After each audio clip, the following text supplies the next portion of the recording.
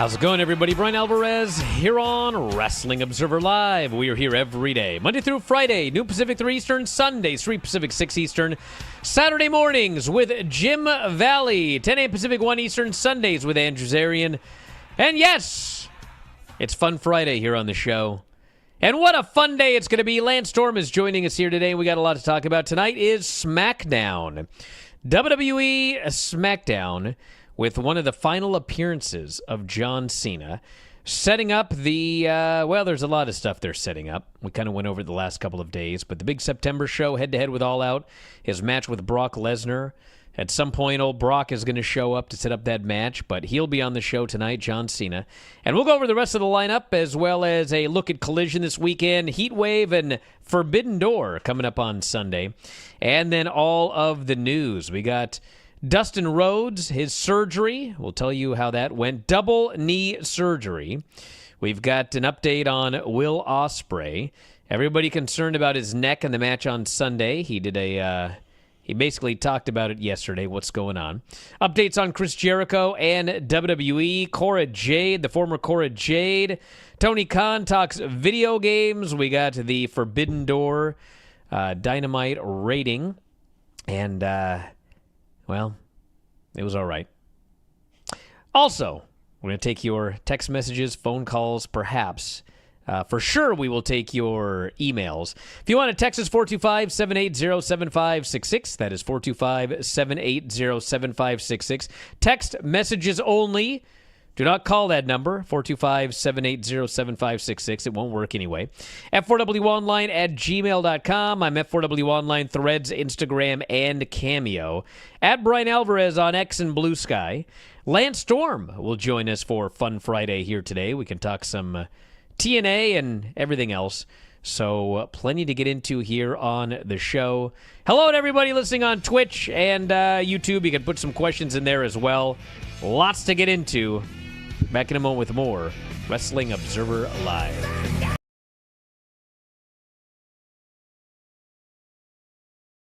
Just a quick note before this free video.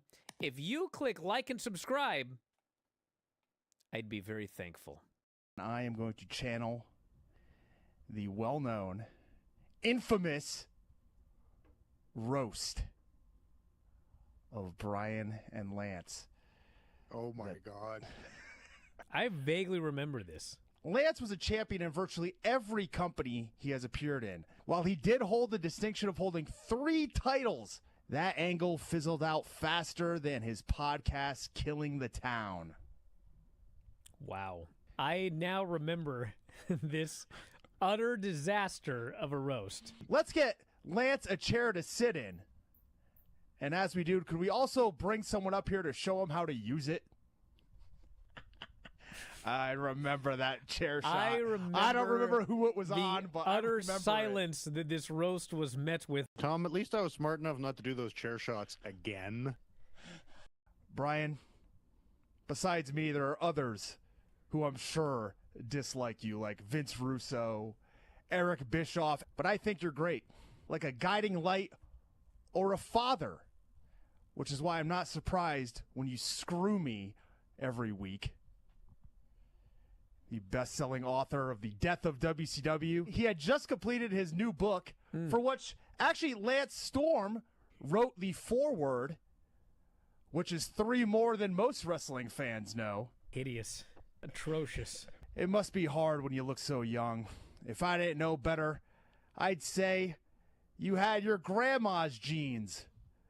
But actually, if the camera panned down, I bet Lance is wearing them. Anyways, let's start the show. Carmelo went for the La Mystica. Andrade went for the Message.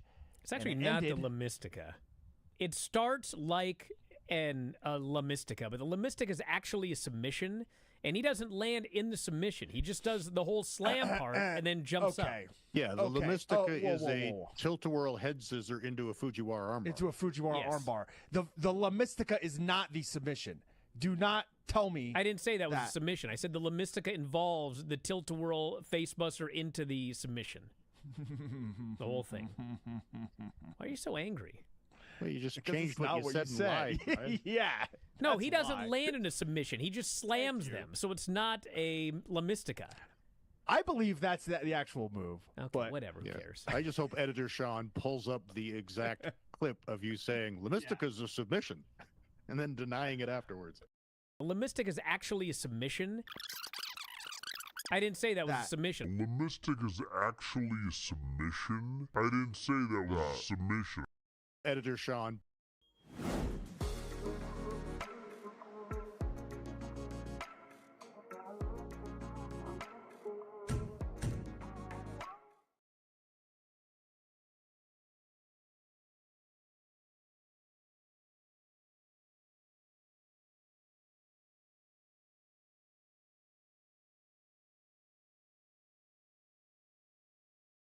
Back in the show, Bryan Alvarez here, Wrestling Observer Live. Lance Storm is joining us here today for Fun Friday. And we got a lot to get into here today. I want to do some health updates first, and then Lance has got some things that he wants to talk about. Lance, you realize when you text me all this stuff you want to talk about on the show, just like bring it up on the show. You know what I'm saying? It's your show, too. Yes, but you tend to talk in long bites and eat up entire segments without actually taking a breath. Nonsense. That's only when I think you don't have anything to say. If I think you got something to say, I'll shut up. Who ran the show the other day? It was you. When I had to sign up my kid for that camp, I just let you go. And you did great. Everyone never was ready to get rid of me. Dustin Rhodes recovering after undergoing double knee replacement on Thursday. Took to social media following his double knee surgery to share post-operation videos and photos. He says, as of right now, he has 2 years and 4 months left. He's proud of AEW. He said, actually, it's kind of hard to determine what he's saying here, but I think that he's going to try to come back. I mean, he says he has 2 years and 4 months left, but a lot of times, if you're injured, they'll add time to the end of the contract or whatever. But all the best to him. I mean, double knee replacement. What have you had done? I've not had anything replaced. Really? I had both knees scoped 15 years ago just for some torn cartilage. Other than that, that's the extent of any surgery I've had. Really? But you think you might need, shoulders or something? There is a potential shoulder replacement in my future, yes. Wow. Good luck, dude. Yeah, Tom yesterday, I got to actually text him back. He texted me during dinner, like I was actually eating my dinner, and he asked if I wanted to see his femoral head. And I was like, no, I'm eating. And Even if you weren't, I think I'm good. He said, let me know when you're done, but I forgot. So I'll say, I'm done. You might get the live reaction of me seeing Tom's femoral head live here on the program today. All right, we also got the Will Ospreay update. So there's a lot of concern about Will. We've talked about it on every show.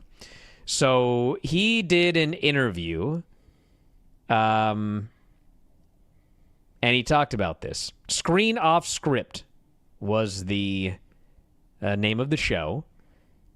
He did say that he's going to need surgery after Forbidden Door. He has 2 herniated discs, and they are, quote, doing a number on his arm, and that it is being navigated by the medical team. Despite the injury, he does say he is fully confident and comfortable in the ring. And while the situation is nerve-wracking, quote, everyone is comfortable with me going into the match on Sunday. Not taking into account me, Dave, you, hundreds of thousands of fans. He says there's no set date for the surgery or a potential time frame on which he could return. He's been dealing with the issue for 10 months. It says there have been questions about how Ospreay got medically cleared. Yes, I was one of those people. He addressed that in a separate interview with Sports Illustrated, saying initially he was told he would need rest and time off after All In. MRI results came back. He was told by the doctors the injury, quote, is worse than what we thought it was going to be, but that it is manageable. He said the injury is, quote, absolutely fine. He said the surgeon said the discs won't get any worse, but that they need to be corrected. He says, I have a huge medical team around me, the guys that work with AEW. They would not allow me to go into the ring unless it was a huge percentage of risk of me getting hurt. Honestly, do you think my wife would let me go in the ring if there was a huge chance of me dying? So, well, death is not our only concern. Well, no. Listen, I'm not his doctor. I'm not his surgeon. I'll presume that everything he's saying is true.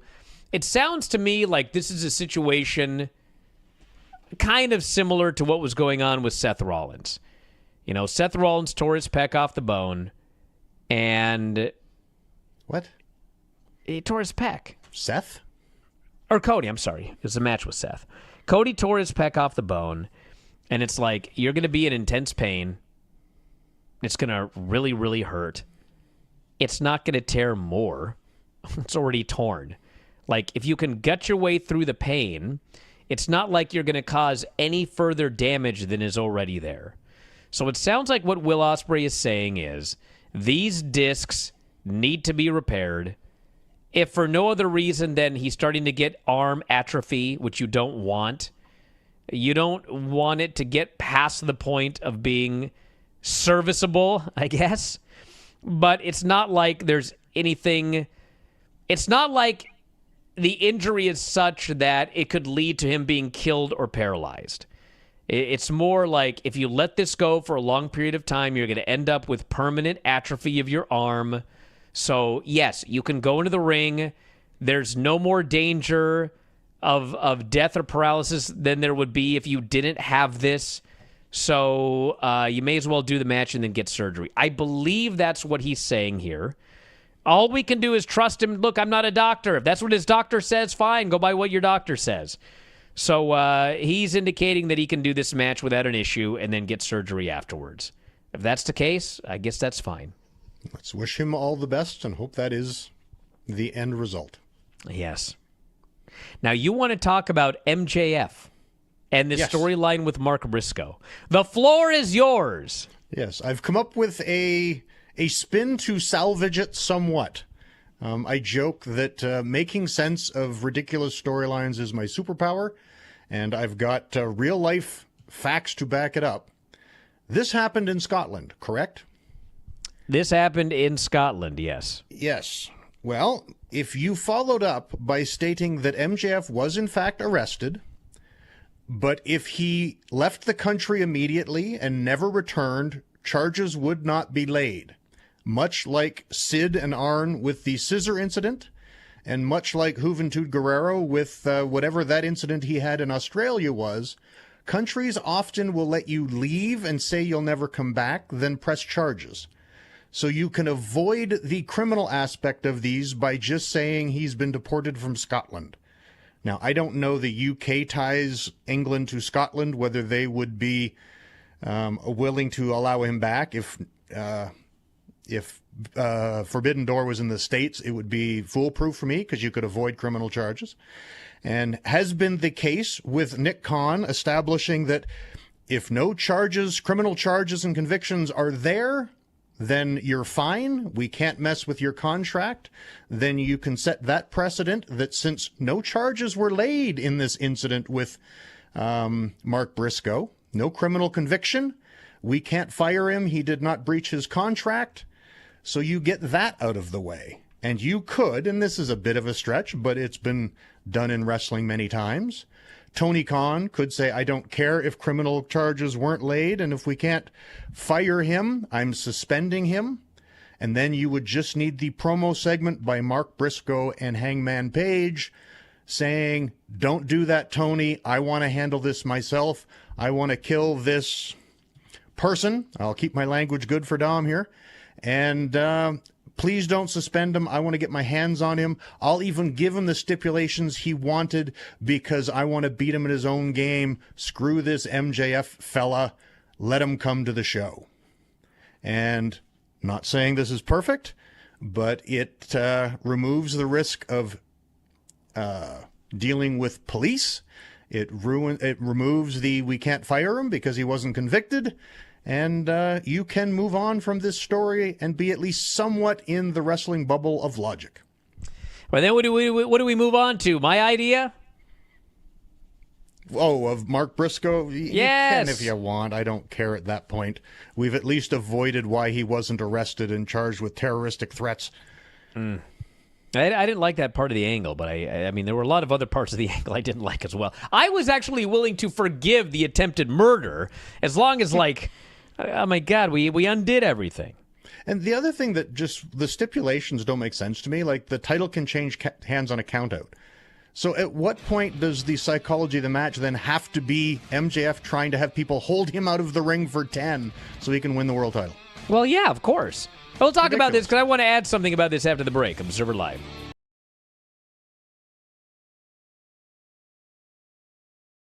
Just a quick note before this free video. If you click like and subscribe, I'd be very thankful. Warner Brothers Discovery announcement came out, and the gist of it is Dynamite and Collision are going to remain on Wednesday and Saturday. Rampage appears to be history, which we had thought. Dynamite and Collision is streamed live on Max if you're a U.S. subscriber. $555 million over 3 years, $185 million a year. Average $185 million a year. It starts lower. The middle year would probably be about that, and the third year would be up from that, and then the fourth year would be way up. Big question for me is, are all the archives up? Or going to be up? Can I go back 5 years ago and watch all of the Dynamites in order? I believe that they will be. Yeah, this won't be till January. I don't know that as a fact, but they're putting archival programming on, so there will be, I don't know if everything will be up, but there will be, I mean, I expect that everything will be up, yeah. I had a little announcement I wanted to make. A lot of people got really exposed, when this. Oh, no, yeah, save that for the Garrett Show. I mean. Save that one. Why? You don't want any heat from these people who Well, deserve... no, but I've heard it multiple times. I've been sitting here playing punching bag for these clowns for years. And, I mean, this was great. This was quite the week of vindication between the Vince McMahon documentary and this deal. Yes, for me, it was an even bigger vindication for Tony Khan. Not that, it's even though they're completely different topics. The guy who spent 5 years with all these clowns calling him a money mark, and they went through a couple of years in money losses, which a lot of businesses do. And they could afford it, but the long-term goal was always to make this thing profitable. So at the end of the day, here we are, and with this deal, this is going to be the second most profitable pro wrestling company in the history of pro wrestling. And all of these people that, and it's like, I'm not saying you should have figured that much out, but in the last year, it kind of was leaning this way. And even if it wasn't going to be the second most profitable company in the history of pro wrestling, it would end up being profitable, which once you're profitable, the term money mark goes out the window. So anyway, this is like complete vindication. Jericho actually went on the show. I mean, it was almost like he was reading my mind with that line about, boy, did all these experts come off as being really stupid and out of touch. I don't know if he used those words, but they were. Because it's not like this came out of nowhere. We've been talking about this for months. I've been telling people. I've been telling them. I go you better frickin' pivot because you're going to look like fools if this deal comes in the way it looks it's going to come in.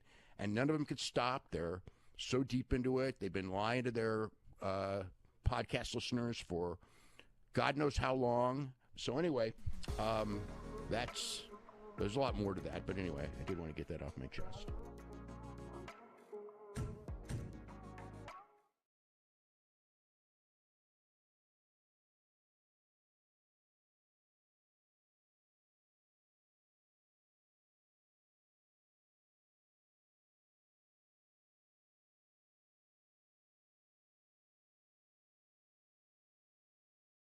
Back at the show, Bryan Alvarez here. Wrestling Observer Live, Lance Storm joining us here today. The only other thing I want to say about the MJF Hangman thing is, MJF, he grew up watching WWE, and you can see that a lot of his stuff is somewhat WWE inspired, and that makes some people mad, but, I mean, WWE does a lot of things right. They do a lot of things wrong, but, I mean, the idea that they don't do anything right, I mean, they're clearly doing something right now at least. But my thing with the one big difference between AEW and WWE is that WWE fans are more into kind of the storytelling aspect. The matches are like the match quality is less important than I think it is to AEW fans. AEW fans really do want great wrestling. And I think WWE fans, they don't want bad wrestling, but they will accept like good wrestling, you know, especially if it's got like a finish. And so my point is, with these stipulations they've added to this match, I mean, we'll see what happens on Sunday, but it is going to be more a storytelling match. You know, MJF is going to try to get the guy to DQ himself. MJF is going to try to get the guy counted out. MJF is, you know, it's going to be more the story of he's trying to win using these stipulations that he has attached to this. And then if he loses, you know that he's going to try to lay the guy out and cash in. And then, per my scenario, Mark Briscoe is going to stop that from happening, and we go on. So I just feel like this would be something that I think the WWE fans would be more accepting of. But for AEW fans, this is a match where the match would be miles better without these stipulations. Like, Hangman Page and MJF could have an incredible wrestling match, okay? An incredible World Championship wrestling match. That's not what this is going to be. I'm not saying it won't be good. It might be great.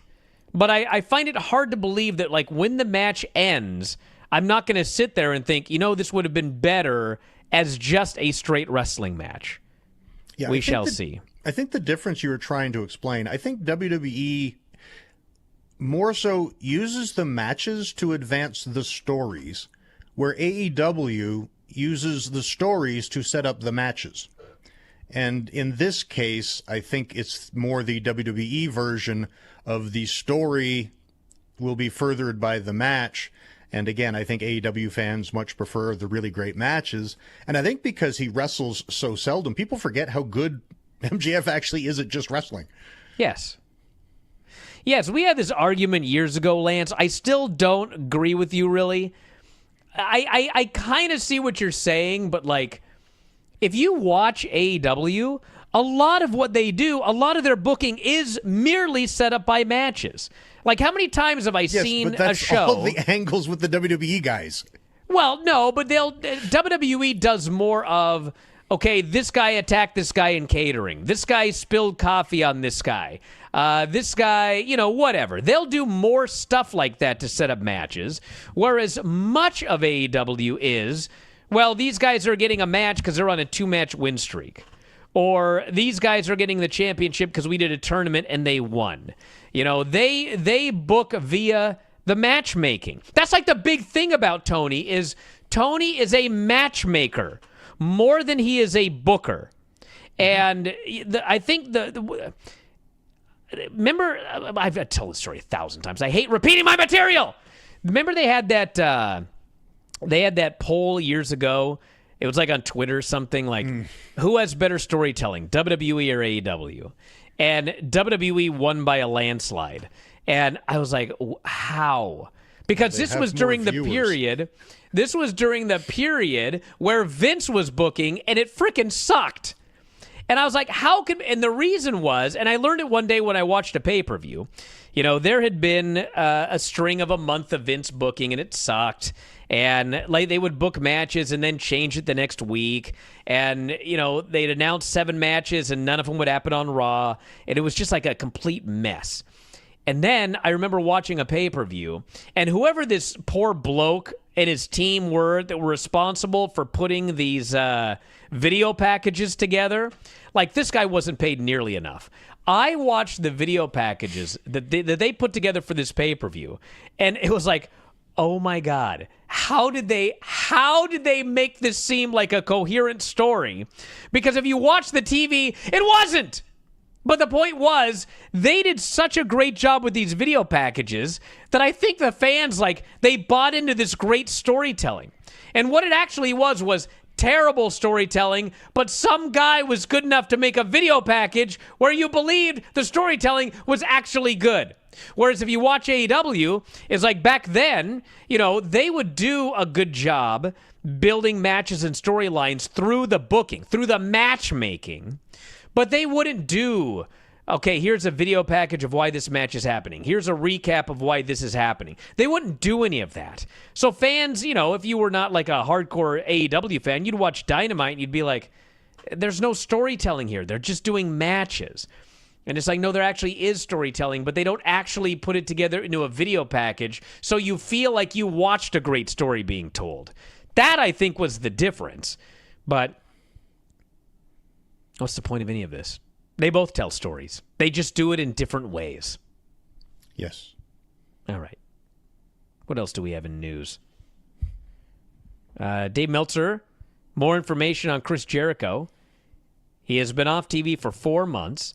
He is scheduled to be a free agent at the end of the year. Been with AEW since the promotion launched in 2019. Meltzer notes there are people in AEW expect Jericho to go back to WWE when his contract expires. There's a chance he could return to the company as a surprise entrance in the Royal Rumble, but obviously nothing is definitive until it happens. And the only thing he's heard from WWE, according to Dave, is they expect him. But keep in mind at this stage of everything, if he's looking to go there and negotiate with them, he's going to give that impression. I can tell you've heard the same thing about other AEW stars over the years that WWE was pretty sure they were getting. Some went and some did stay. The one thing we know for sure is they can't add injury time because that dude never gets hurt. Yes. Here's what I can tell you guys. A good example of somebody that everybody thought was leaving and didn't was like Buddy Matthews, Everybody was sure that guy's deal's going to be up. Him and Malachi, they're all going to go back. And it ended up with, Buddy's deal came up and he re-signed. And I know people were very surprised about that one. Especially considering his wife. Yeah, Rhea. So, here's what I can tell you about Chris Jericho. I have absolutely, and people have been asking me, I have no idea, okay? Yes, I've been on Chris Jericho's podcast. Yes, I have done shows with him. I've interviewed him. He's interviewed me. We could be best friends, and I would have absolutely no idea what he's doing. So actually, it's kind of like... I'm much closer to his best friend, and I will echo that. Yeah, you have absolutely no idea either. I mean, Chris... he isn't going to tell anybody what his plans are, okay? But what's my gut feeling? My gut feeling is he's going. I don't know that. I have absolutely no idea whatsoever. But like if you look, what has he done?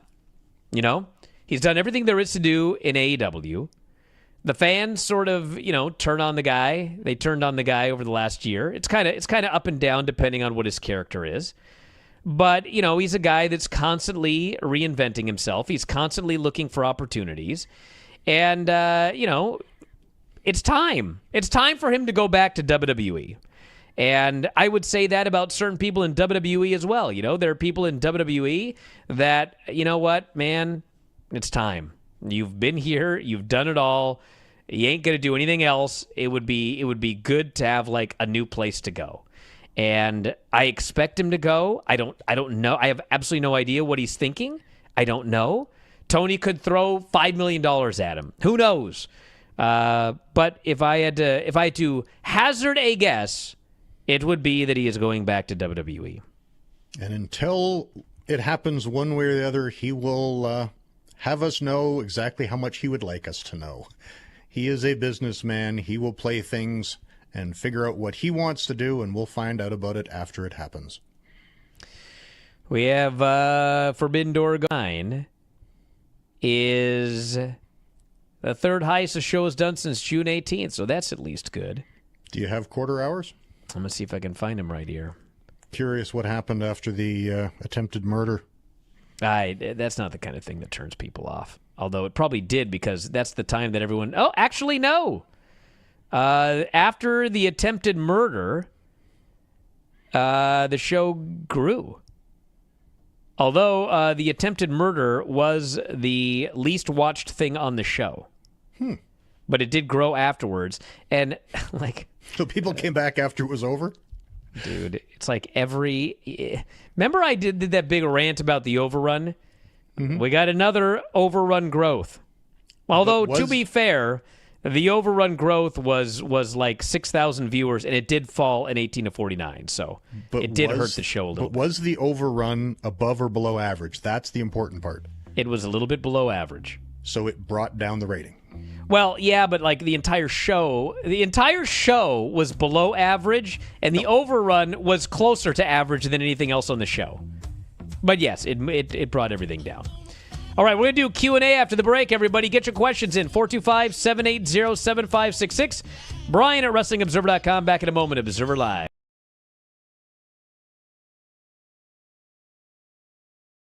Just a quick note before this free video. If you click like and subscribe, I'd be very thankful. Jared, put old Granny on. Let's see what she's up to. Oh, man, she's doing something. Oh, Lord. She's trying to plug in the box, Brian. Granny can't connect. And so I call her on the phone, and she alerts us that she apparently knocked the box off her desk. Whatever's happening right there, that doesn't look good. She knocked down the camera now? What's going on? She's got a hold of the camera, I think. She's okay. Well, we've got the ceiling at least. There's the box. Hey, we got the box, Jared. Does it look like it's plugged in? No. It's definitely not on. No. Okay. That's her back, I believe. She appears to be doing something. Apparently yoga. That's her hair. Are we sure that's not Ric Flair? Now she's got to find the phone, too. Think anyone's going to still subscribe after the show? I hope we get a bunch of video signups. This is interesting. Is it now? Oh, man, we can almost see the front of the tie line to see if it's on. But we can't. We can only see the side of it, as well as a flashlight and dice. I don't know why there are dice there. Well, you never know when you're going to play dice in the dark. She's still doing something. That's good radio, boss. Show that again, what's she doing? You know what's a good show is the Big VDV show. Is it? Or if you Pod Armenia 2025. She might be tying her shoe or something. Ed and San Antonio show. Granny is furiously doing something. It's possible that we should sabotage the box every week. No! So that she can, get up and down like Roddy Piper once said. No, I know. I'm calling you. Phone. I'm calling you. Oh, my God. How are you? I'm exhausted. Oh, I want to tell Vinny I watched his show today. Thank you, Granny. I hope you enjoyed it. Yeah, it was good. Good. That sounded very sincere. Stunning review. Well, Anyway. can we please make that into a commercial, Jared, for Vinny's show? Apple Podcast carries every podcast that we produce. Oh, I want to tell Vinny I watched his show today. Thank you, Granny. I hope you enjoyed it. Yeah, it was good. Good. So check it out, f4wonline.com/Apple. Try your free trial today. What is happening here? Yes, Granny? I don't care if it's show or what. My computer went out and I can't fix it. Okay. Jared, can you fix Granny's computer? But he tried to get a pin. I am Steve. Brian, what are you doing? Now my child is sending me a voice message. Steel chicken jockey.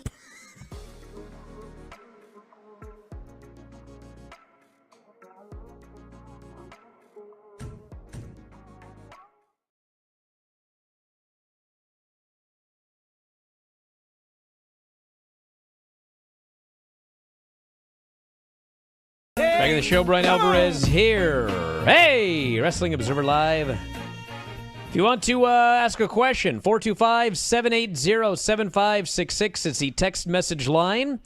That is 425-780-7566, F4W Online at gmail.com. And don't forget, I'm on Threads, Instagram, and Cameo, $10 cameos at F4W Online. At Bryan Alvarez, X and Blue Sky.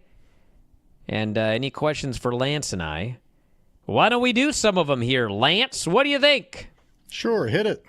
All right, let's see what we got here. If I can find this stupid button. Why is Brian wearing a tank top all the time? It's because I'm Jack, brother! No, it's because I'm at the beach, and it's 85 degrees here, and there's no AC, and I'm sweating my... Yeah, but dude, I saw you stand up during the commercial break. You're wearing jeans. I am wearing my jeans right now. I got a lot of stuff I got to carry around. You know what I'm saying? I don't have a good pair of shorts. Pockets? Not the kind I need. All right. Brian, this is a good one for you too, Lance. If TNA gets this TV deal, I'm presuming he's saying Wednesday is on the CW, and goes up against Dynamite, do you think WWE, in their efforts to impact Dynamite's ratings, will start moving a lot of their aging talents with name value who've done everything there is to do on the main roster over to the program? Guys like Miz, Finn Balor, New Day, and Truth. I would personally doubt it. I would think you'd be better off plugging Wednesday Impact on Tuesday's NXT on the same station and just cross-promote angles that way, so there's a hook from Tuesday to send you to Wednesday, rather than just random main roster guys, because TNA is still going to want to have their creative and not just have Miz interjected for some reason. Well, yes. I mean, if TNA, listen, if WWE buys TNA, yeah, they may send a bunch of guys there because they own both promotions. But I mean, if they don't, I mean, TNA is still their own entity. They've got their own wrestlers under contract. I do believe that you will see more main roster and NXT talent appearing on TNA. And I think that TNA would be happy to, get some guys to be cycled in and out and some women. But I don't think that, Miz is going to become a TNA performer, he'd have to be under contract. TNA would have to sign him.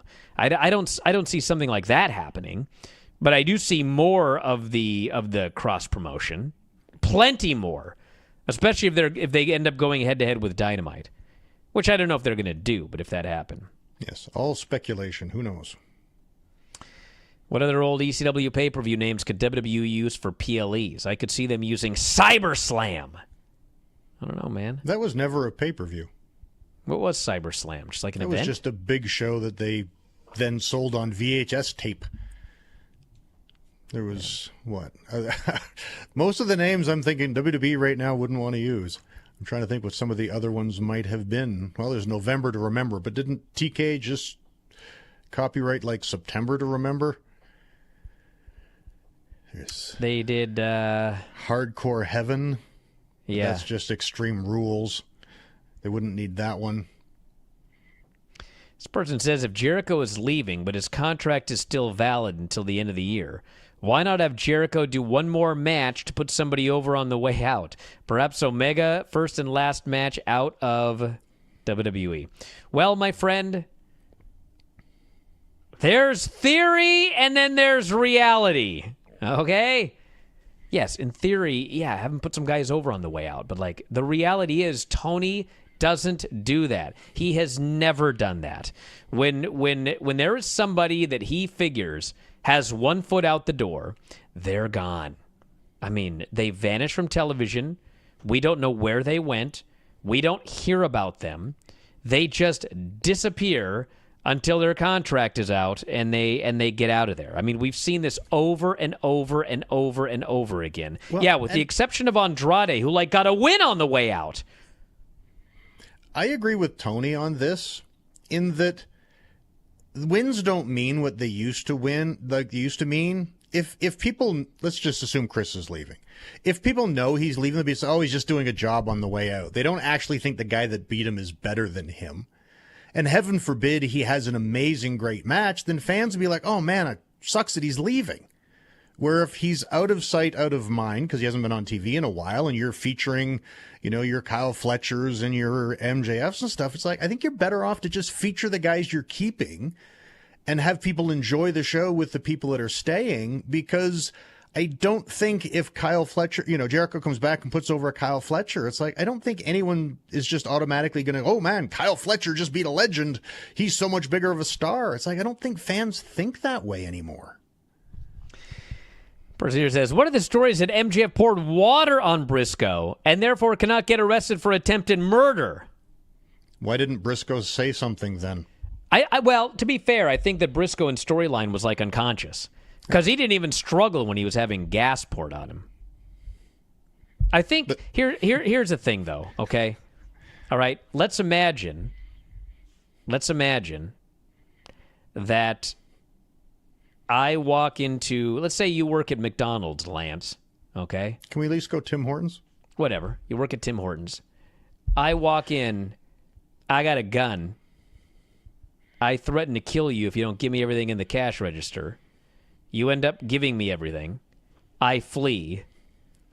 Like an idiot, they got video of me. I am immediately arrested. And then I reveal, well, it wasn't a real gun. It was a squirt gun.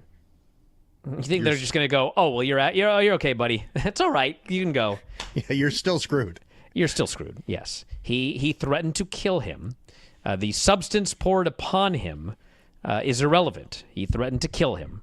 It's still a terroristic threat. That is a terroristic threat, yes. And besides, he had a lighter. He could have lit him on fire with or without gas.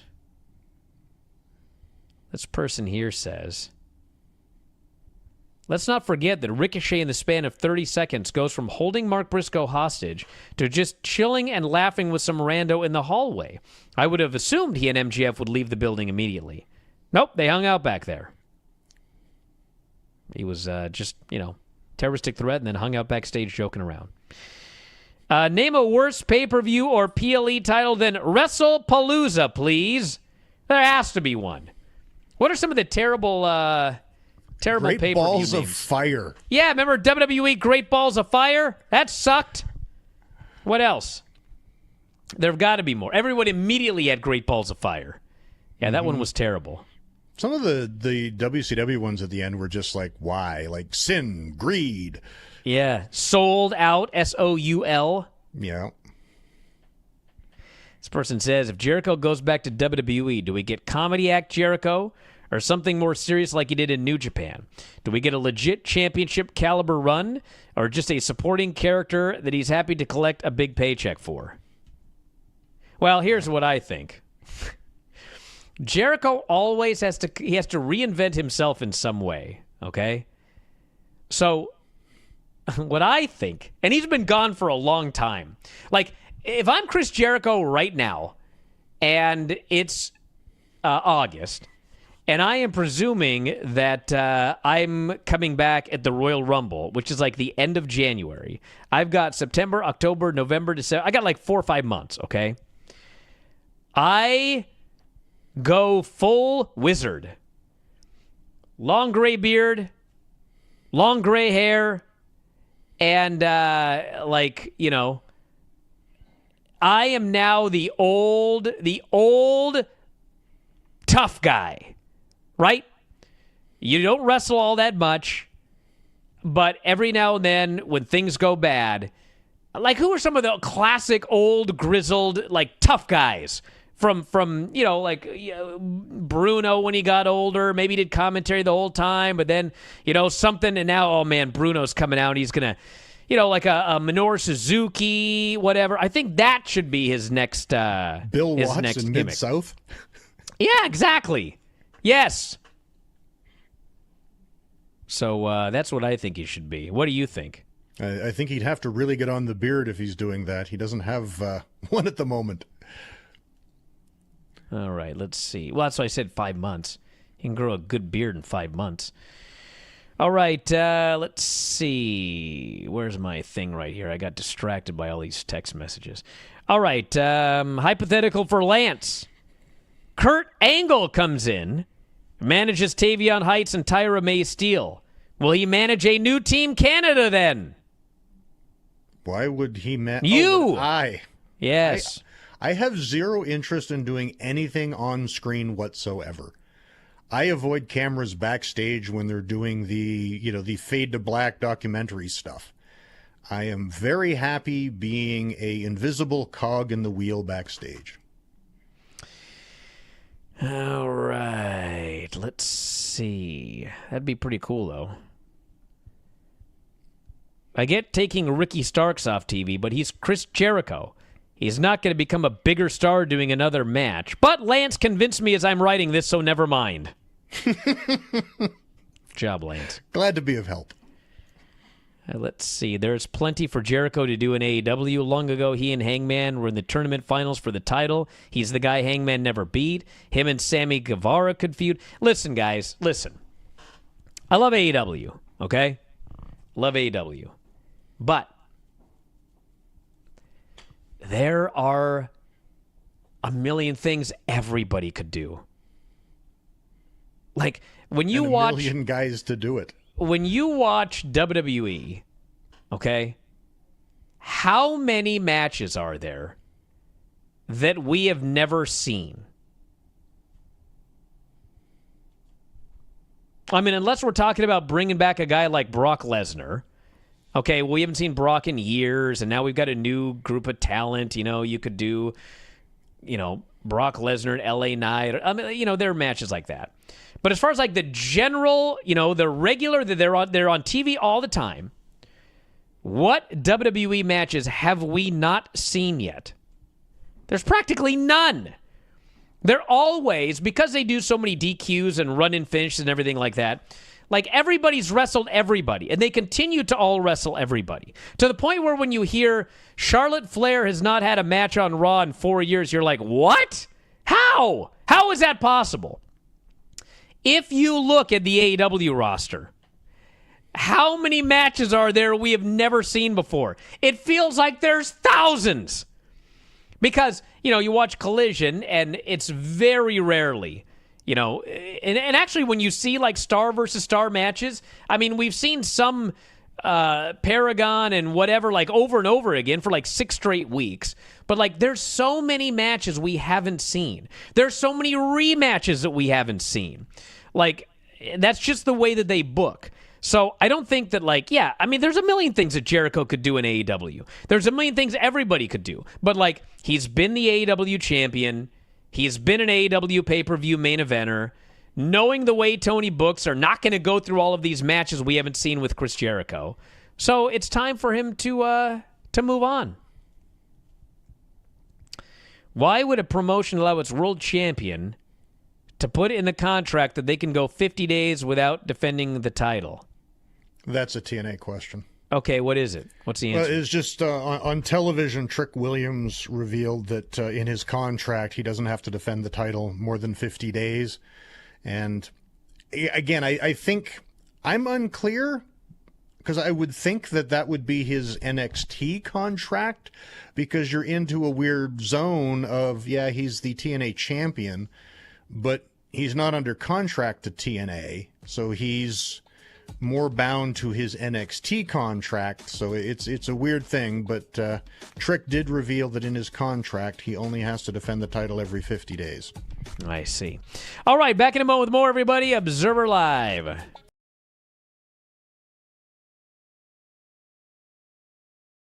Just a quick note before this free video. If you click like and subscribe, I'd be very thankful. Let's do this unnecessary censorship. Talk about your Psalms. Talk about John 3:16. Austin 3:16 says I just your ass. That was terrible. Horrible. They weren't the Heart Foundation. They weren't the British Bulldogs, okay? They're two geeks. And this celebration these guys did. Oh. I mean, they're like, Sean, give me brother. Yeah. A place like that? You two dorks. That's what you did. Why are you so excited? Because they're awesome. Okay. That was better than the first one. It picked up at the end there. Yes. Unnecessary censorship. He beat him. And he beat him. And he beat him. And he beat him. And he beat him. And he beat him. And he beat him. And he beat him. I'm sweating. Time to stop. And he beat him. Was this edited? And then he beat him. And he beat him. So. I actually wore that shirt. It just says he beat him. He beat him. He beat him all the way down. Like, all the way down, you say? I dropped her off at camp, and the camp counselor just looks at me. She goes, "He beat him and beat him." I was like, gag gift. Brian, would you for me again this week? It's too hot to do much. That's true. It is too hot to do much. I guess I just better do it because it came up for me. I'll wait. It won't come up again. It's pretty short, so I'll just do it. Yeah. Now I gotta find it back. Okay. It isn't Dale, I'm coming gonna up. kill you. How about you just it? Okay. Ouch. What else we got, Vinny? Not the granny licks her finger to turn the page. Lick that finger. There'll be an unnecessary censorship coming up. Lick that. Okay, let's see. Unnecessary censorship. So Oro Ethan after the match and gets his ass just into the earth. Vinny. And Ethan is leaving, holding his all confident. And then Oro just comes back to life, and now he Ethan's ass. Oro jumps him from behind. Yep. Then he his ass after cheap shotting the guy. That was interesting. That's quite unnecessary. Instead of suffering through the YouTube chat, click like and subscribe.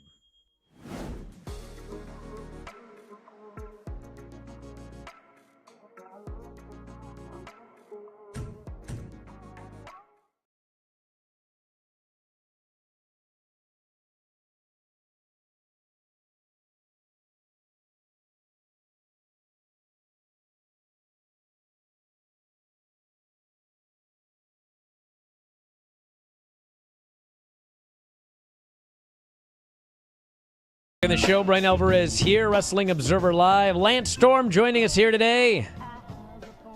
Bert says, I'm very happy Naomi's expecting, also worried because she's so hot right now. I would hate for her to lose her spot. Do you think they will pick up where they left off next year? Yes. I think they're going to pick up exactly where they left off as soon as she returns next year. But also to just let the woman be happy. They really want to have a kid. They're going to have a kid, and she can come back if and when she wants to. They seemed really happy about it. Let's just be happy for them.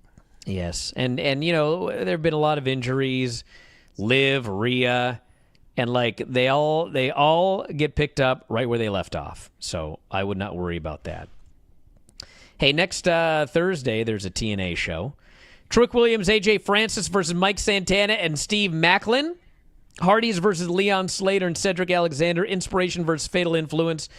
Tasha Steelz versus Mara Sade.